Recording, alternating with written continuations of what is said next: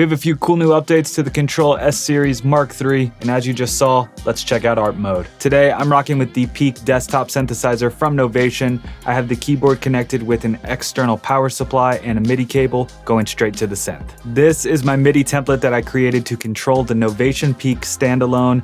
Let me know in the comments if you'd like me to share this template with the community, and I'll get y'all dialed. Let's head over to the Play Assist screen and turn on Arp mode. We have a couple modes. We have Arp mode and note repeat, which is great if you're doing some hi-hat rolls or some drum sequencing. It'll arpeggiate chords as well for you. And we have our regular Arp mode. Different types. We have different rates.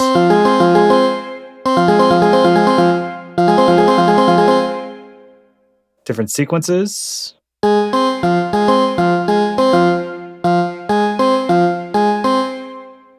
Swing. We can change octaves. Really cool if you're going up and down. Dynamics, which is scaled by how hard you're playing the notes. And we have gate.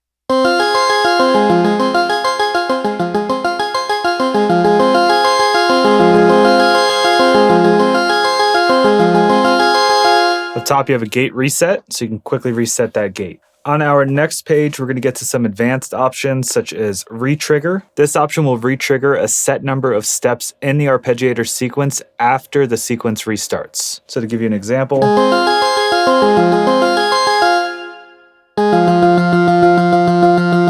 here it's only retriggering that first note. Next, we have repeat, which will repeat notes within the sequence.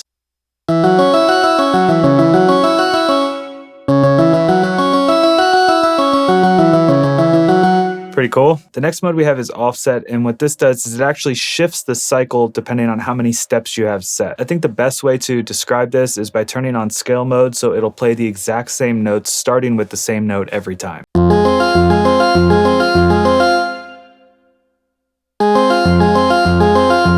Hear how it starts here instead of starting here. Finally, we have inversions, which adds inverted alternations of the arpeggiator sequence to the cycle. Check this out.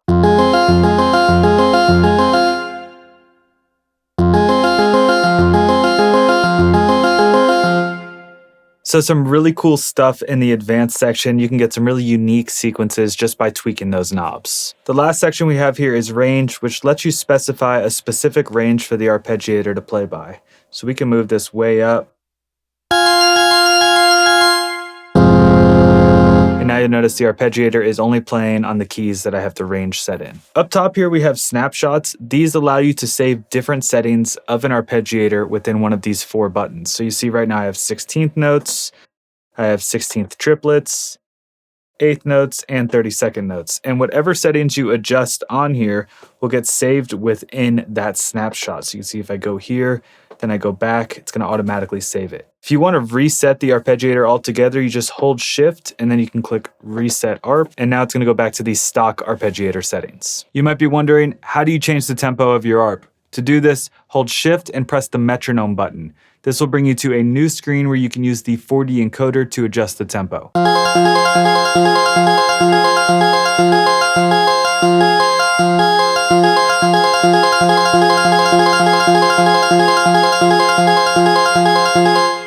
Right now, this only controls the internal clock of the keyboard. We're currently working on giving you the ability to send and receive the MIDI clock, so stay tuned for that. It's good to mention that the latest versions of Komplete Kontrol and Maschine do support tempo sync with the Kontrol keyboard. I already turned scale mode on to show you how the offset and inversions work, but yes, you can use scale mode with the arpeggiator. You just have to have them both on at the same time. Right now I have a chord set and I'm set on a minor 4, but we could change this to something like major 6. You can also turn chord mode off and just leave scale mode on.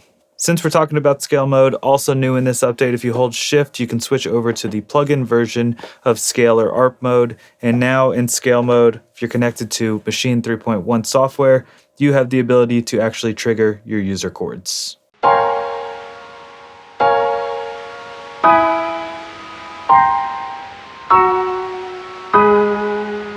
Okay, so if you said, yo, Matt, what's your favorite way to use these features? It would be combining the ARP and scale mode while setting a range. This way you can play chords and an ARP together. Check this out. I'm gonna go back to my ARP, the next page, and I'm gonna change this to something like D4, that works. Let's go ahead and turn the ARP on. And now what I can do is play a chord down here and an arpeggiator up here.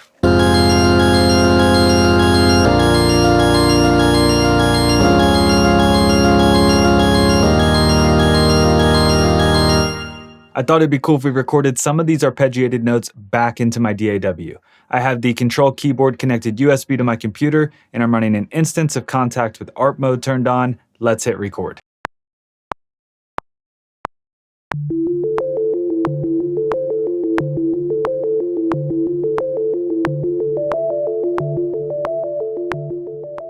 Now, if we wanted to take this a step further, we can set up additional key zones, and we can have that key zone control a different plugin, so you could play notes on one and arpeggiate the other. First, I'll add a key zone and set the range. Then, I'll change this one to MIDI channel 2. In my DAW, I'll leave this instance of Kontakt on channel 1 and change this one to channel 2. Now I'll change my ARP snapshot range to fit this key zone. This is perfect for live performance. I could play notes with this plugin here and quickly arpeggiate other notes with this plugin down here.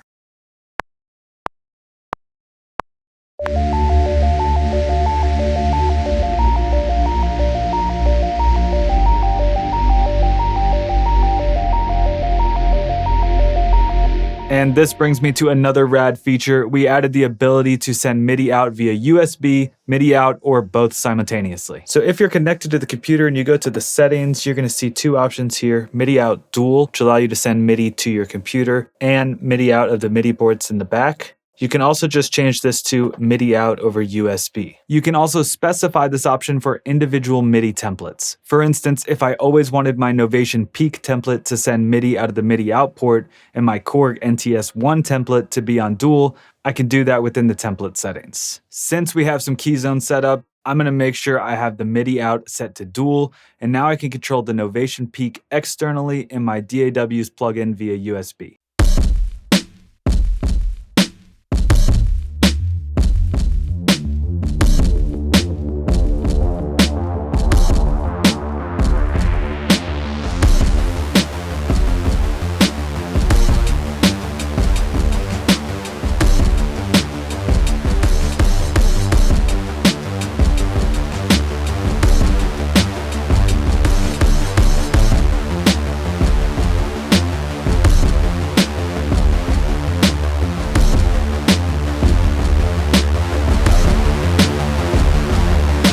And that's what's new in the latest Kontrol firmware upgrade. If you want to dive deeper into the ARP settings, check out the link in the description. If you have any questions, drop us a comment below. We'll see you in the next one.